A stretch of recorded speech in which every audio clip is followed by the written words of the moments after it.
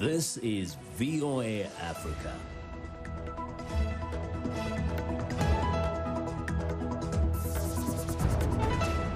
Hello, I'm Esther Githui-Ewart. It's Wednesday, October 14th. This is Africa 54. Due to the global outbreak of COVID-19, Voice of America is taking every necessary precaution to safeguard its employees. So our broadcast will look a little different today and in the near future as we, out of an abundance of caution, reduce our staffing at VOA headquarters here in Washington. We're working to help keep you informed about what's going on, and we appreciate you staying with us on Africa 54. Ethiopian celebrities and influential artists have started a movement calling for tougher sentences for sex offenders following a rise in child abuse since the onset of the coronavirus pandemic. David Doyle reports. At a hospital in Addis Ababa, Ainal Mbekele caresses her daughter's hand as the 14-year-old recovers from being sexually abused by a relative. Activists say assaults like this have spiked since the onset of the coronavirus pandemic and the closure of schools. She was raped. She has never even had a headache since she was born. She's never been to a hospital up until this age. But because of the rape, my daughter was paralysed and she can't even stand up. Now she's improving a bit. Bekele, a casual worker, has given up her day job to sit at her daughter's side. But elsewhere in Ethiopia's capital, activists are hard at work. Actress Mekdes Tsige is the face of a new social movement started by a group of celebrities and influential artists called Zim Alalim. The name means, I will not be silenced. We came out with the slogan, Zim Alalim, after hearing the news that 101 children have been abused while staying at home due to the coronavirus. Zim Alalim has collected more than 50,000 signatures for a petition calling for stricter punishments for rape and sexual abuse. Officials confirm that recorded cases of sexual violence have risen. And lawyers say there are also gaps in the way sexual assault and rape cases are investigated. Senayet Tasu volunteers at the Ethiopian Women Lawyers Association. The police or the prosecutor do not have a set of codified rules in how to investigate, on how to collect evidence, what kind of evidence do we call relevant, what kind of evidence do we call admissible. For its part, the Ministry of Women, Children and Youth says it recognises the problems and is working on initiatives to curb sexual violence and bring offenders to justice. They include a national sex offender registration system and a dedicated police force. But a spokesman also said they're hoping that cases will reduce when schools reopen. David Doyle of Reuters with that report. Masai communities in northern Tanzania gathered this past weekend for a coming-of-age ceremony. This year's event marked an important break from the past as Masai leaders agreed to end the female genital mutilation that has traditionally accompanied a girl's passage to adulthood. Radhia Adam narrates this report from Tanzania by Eid Uwesu. Young Masai women in the village of Mkindi wait anxiously for the start of a ceremony making their passage to adulthood. For generations, Masai traditions have compelled women to undergo painful and dangerous genital cutting before they marry. Masai elder Sawasawa Lopenjoni says that without cutting, which is sometimes called female circumcision, Masai women were still considered children. We normally used to circumcise them. When you find a woman who got pregnant without being circumcised, then she cannot be married. And we used to kick them out. She was no longer your daughter.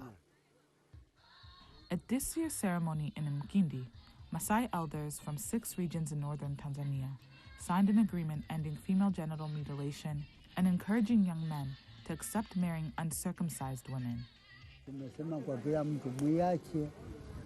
We have said to everyone, please stop this. When you're caught, it's not good. We are marrying people from outside who are not circumcised, and we live with them without a problem. Then why our women need to be circumcised? If there is a curse, then we should remove it. And that's what we are doing today. The agreement follows an extensive health education campaign by the international organization AMREF Health Africa. Dr. Jane Sepeho is the project organizer. In the Masai community, their leaders have enormous power. They are like government, so this will help because their community listens to them. And we have also involved their people, and they have agreed. Yes, there is division among them about this issue, but majority of them agreed, and their leaders don't want to continue doing this anymore. So this is a big step. Nkindi mother Selena says the pain of her own cutting motivated her to help push for change. My daughter won't do circumcision because of the pain that I have seen. People get different problems and sometimes they can die. They can get problems during childbirth. That's why I don't want my daughter to be circumcised. Part of making the change work is convincing young Masai men that there is no longer any stigma to marrying a woman who is not circumcised. Young unmarried men, also known as Moran, also joined the coming-of-age ceremony. Daniel Ismail is ready for change. The advice I can give to my fellow Moran is not to refuse women who are not circumcised. They should marry the same way they married the circumcised women before, because as Moran, we have the habit of not marrying a woman who is not circumcised, and our culture is what is doing that. But because today we have removed this curse, even me, I will marry an uncircumcised woman. Female genital mutilation is illegal in Tanzania, but continues in secret in some remote areas of the country.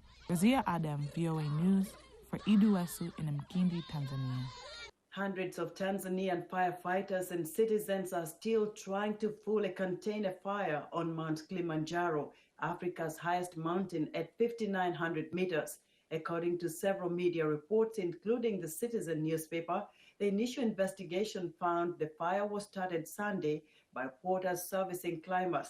National Park spokesman Pascal Shelutete told reporters Tuesday the fire used to warm up food, ignited dry grass and shrubs. So far, there are no reports of casualties from the fire on the popular site, which attracts tens of thousands of climbers each year. A new program in New Orleans, Louisiana, is helping people laid off because of the coronavirus to learn new work skills. VOA's Mariama Diallo reports on how service industry members are being trained to work in the healthcare industry. A program by the nonprofit group Resilience Force aims to improve community health outreach during the coronavirus pandemic while addressing the jobless situation that many found themselves in, said Executive Director Saket Soni. With the pandemic, what we're doing is taking people laid off through the unemployment crisis and retraining them to be resilience workers. Specifically, as community health workers, they'll be going door to door, training people on best practices during COVID, helping people isolate, helping people connect to contact tracers. He says the program includes pay for training and resources like personal protective equipment, links to federal clinics, free COVID testing sites, and emergency care. The healthcare training is a natural fit for Andre Wright, a yoga instructor and father of two, who is one of the program's first. Knowing that I'm not only able to create a change right now and address a very much need right now, but also set myself up to further in that particular field is, unmatched. Rosella Ampuero, who lost her job with a hotel staffing company, says being employed is critical, but she's also happy to be serving her community. I needed to find ways to help them out because I felt like it was my responsibility as a just human being. The recruits have spent recent weeks in training, canvassing churches and neighborhoods to determine needs in the community. Mariama Diallo, VOA News. In our tech report, the contemporary art in Uganda is dynamic and diverse, packed with extraordinary young, talented, passionate artists using their work to reflect the country's cultural diversity and natural beauty. The Rick Art Studio and Gallery is one of the growing numbers of exceptional independent art galleries that are using art, science, and technology to inspire young artists. Africa 54 technology reporter Paul Ndiho spoke to Derek Christopher Ntale, CEO and founder of Derek Art Studio and Gallery. Derek Christopher Ntale, aka The Lion, welcome to Africa 54. Thanks, Paul, and I'm grateful to be here. You run an art gallery in Kampala, Uganda. Can you tell me a little bit about yourself and how you got started? These artists behind me are versatile people in the field of art and science. They are upcoming innovators, they are good artists, they are illustrators, they are writers, they are animators. We are soon going to be doing a movie with this team. I tell them to learn the basics. Be creative, be hardworking, and maybe because we work more than 14 hours a day. How did you select this team of artists? They look for me, people want to be like me. They join me, we make a team. I find talents in them, I promote them. Some are very good painters by talents. Some get a skill in that. They find me around. Maybe some on social media, then they join me, we build a team. I promote what they can. They learn a few things from me, maybe like being aggressive and hardworking, but the rest is their input really. All I do is to give them space, provide the required materials maybe, give them inspiration, teach them the basics. Then here they are. It's a team, very strong team. Your goal is to have an army of artists across the country and across Africa. Yes, that's why I don't let anyone pay a coin because I know they don't have. They come the way they are. I find a talent, one or two, or even what they don't know, I push them to be creative, to be innovative. Now, if I have 14 today, each one of them inspired 5. In future, we are going to have a generation of artists, maybe better than any other country in Africa. I think if we had platforms like this in Uganda, when I was young, maybe would be having be better than Nigeria in terms of talent. But I didn't see a place like this, and my dream was always to create a place like this for young artists to come and practice their art and science. Anyone willing to do any creative thing, they should come in. I feel so proud when I see people behind me doing great things, and that's enough for me. You said you don't charge them a fee, so how do you keep the lights on? How do you pay the bills? And how do you buy those things that these artists use? When I get a deal, like someone wants 3 paintings, I put that deal on table and I ask these guys who can do this best. Or we sit as a team and that work is done. 50% comes to the company and 50% goes to them. We have a camp. These people you're seeing, apart from like 3 or 4, we stay in one area. We have one big area where we stay. Oh, so you guys live in the same space? Yes. You struck me as one of those people who inspire a lot of people, and I'm not surprised to see that not only are you giving them a place to showcase their talent, but you also accommodate them. You have a place where you all live and eat and have a great time. Well, that's a great story. You see, Paul, you remember very well the kind of advice you gave me. You told me to go and look for a place and start art. Yes. You're the inspiration behind this thing here. I'm here. I'm seated in front of these people here, and we are chatting.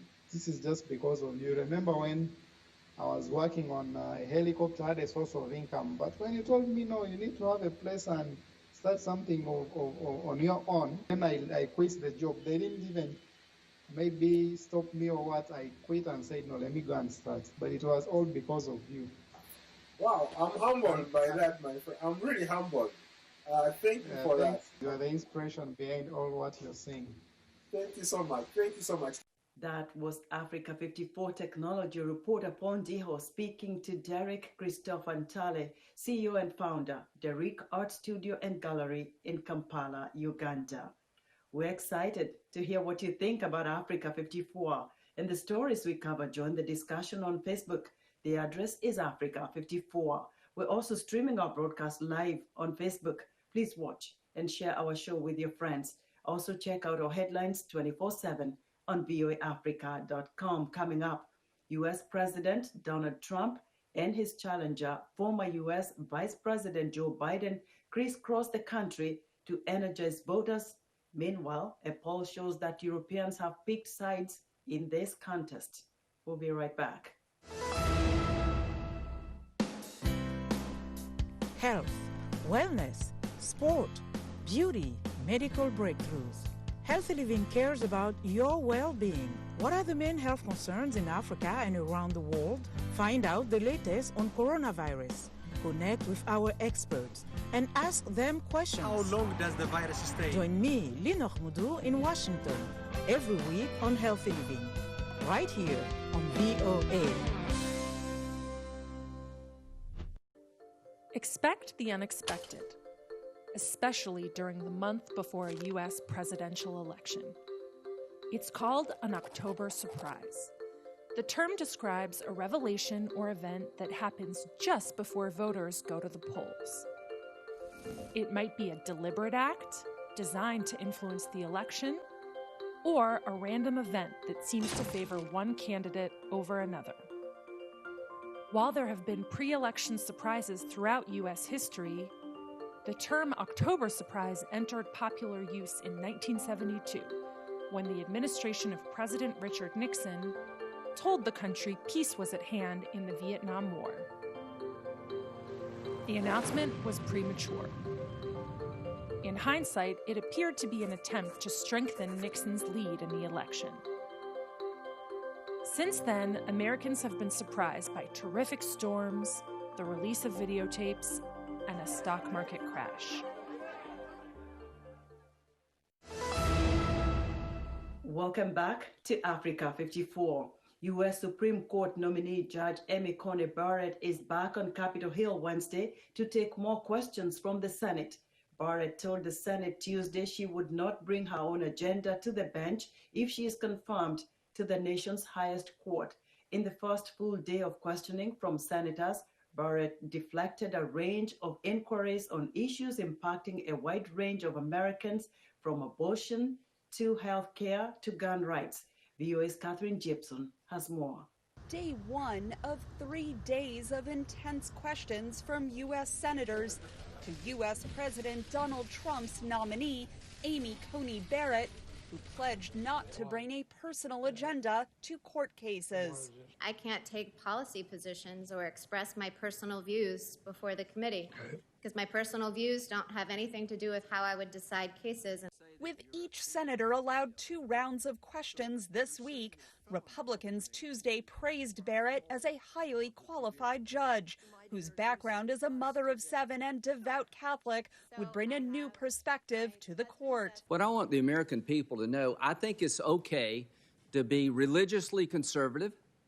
I think it's okay to be personally pro-choice. I think it's okay to live your life in a traditional Catholic fashion, and you still be qualified for the Supreme Court.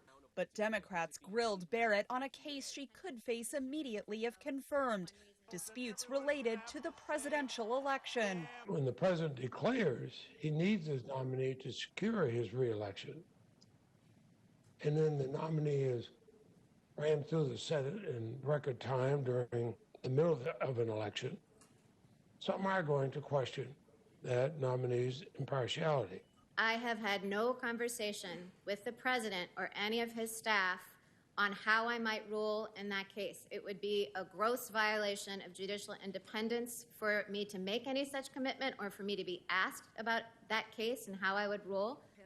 Democrats tried and failed to probe how Barrett would rule on contentious issues, from an upcoming case that could overturn a key provision of the Obama administration's health care law. I can't express views on cases or pre-commit to approaching a case any particular way. To declining to say if the landmark 1973 Roe v. Wade abortion case should be overturned, frustrating Democrats. On something that is really a major cause with major effect on over half of the population of this country, who are women, after all, it's distressing not to get a straight answer. Barrett's approach to rule based only on the law drew praise from Republicans worried about judicial overreach. You got a lifetime appointment, and if you do lawmaking, we can't vote you out of office. Lawmaking's our job. If people don't like what we do, they can vote us out of office. Polling shows a slight majority of Americans say a Supreme Court nomination should wait until after the presidential election. Yet Barrett's nomination is expected to easily advance to a full vote on the Senate floor by the week of October 26. Catherine Gibson, VOA News, Washington.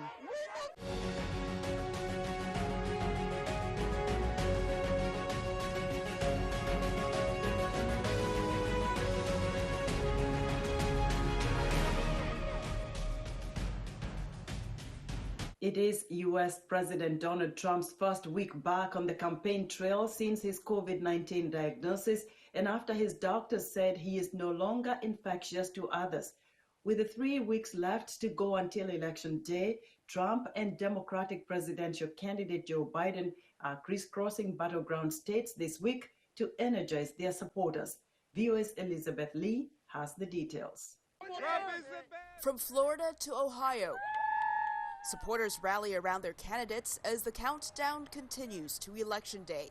In the battleground state of Florida, attendees received temperature checks for President Donald Trump's first rally since he was diagnosed with COVID-19, the disease caused by the coronavirus. But it's great to be back in my home state, Florida, to make my official return to the campaign trail.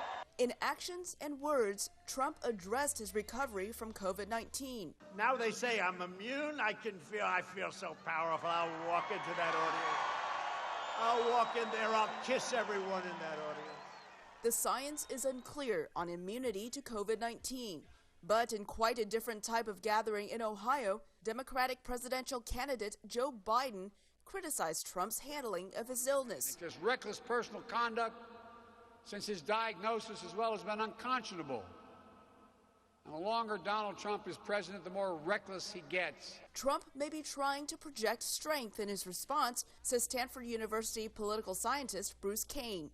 I'm not sure that there was a better way to spin it. I mean, certainly if he looked vulnerable and weak and sick, it would have been bad for him too. But Trump's treatment of his illness and recovery could backfire, says Kane. His reaction to the COVID and some of the statements he's made about COVID and his immunity and lack of vulnerability to it are not playing well with the older voters. And Florida is a state with a lot of retirees, a lot of people who are vulnerable to not only getting sick, but potentially dying from COVID.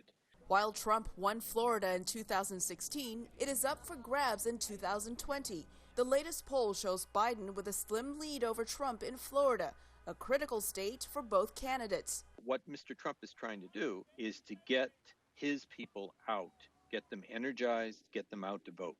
Because if he can get white male voters in particular to show up in big numbers, he can offset some of the losses that he's had among women and among older voters. The emphasis of the Biden campaign is essentially make sure you don't make the same mistakes that Hillary did. I want to thank the Hispanic Americans. Latinos, projected to be the nation's largest group of ethnic minority voters, will be a factor in the election. National polls show them backing Biden more than 2-1, although Trump does better among Cuban Americans, a major voting group in Florida. The issue for voters that stands out above all others, says Kane, will be COVID-19. And Americans will cast their ballots to show who they want at the helm as the country fights the disease. Elizabeth Lee, VOA News.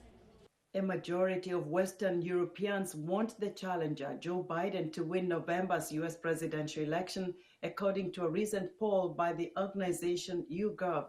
The research firm questioned tens of thousands of people on the upcoming November 3rd vote.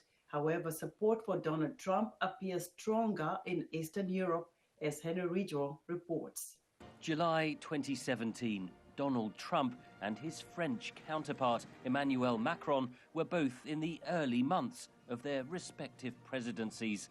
They forged an unlikely friendship, two leaders seemingly far apart on policy, seeking to reaffirm the transatlantic alliance. In the years since, differences on trade, climate change, NATO and Brexit have put that relationship under strain.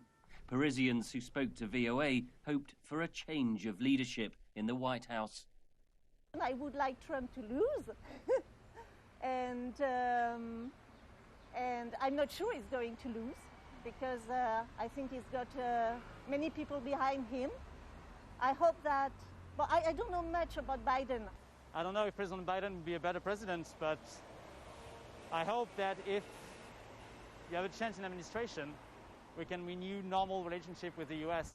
A recent poll by YouGov suggests those views are echoed across much of Western Europe. In France, almost two-thirds of respondents wanted a Joe Biden victory, with 16% favouring Trump. Denmark most heavily favoured Biden, with 80% against 6% for President Trump. In Germany, over 70% of respondents wanted a Biden victory. Was hoffe ich? What do I hope for? That they get a new president. It's no longer about an exchange of arguments. Instead, everyone has their own camp, and they are so far apart that it makes me scared. Residents of Barcelona told VOA the election result will likely impact Spain. We have seen it with Trump, with his trade war with China, his trade war with Europe, and in the end, this affects all of Europe and all of Asia. In Eastern Europe, there is greater support for Donald Trump. A 2019 poll by Pew Research showed more than half of Polish people had a favourable opinion of the president, the highest in Europe. Trump's decision to boost US troop numbers in Poland has proved popular.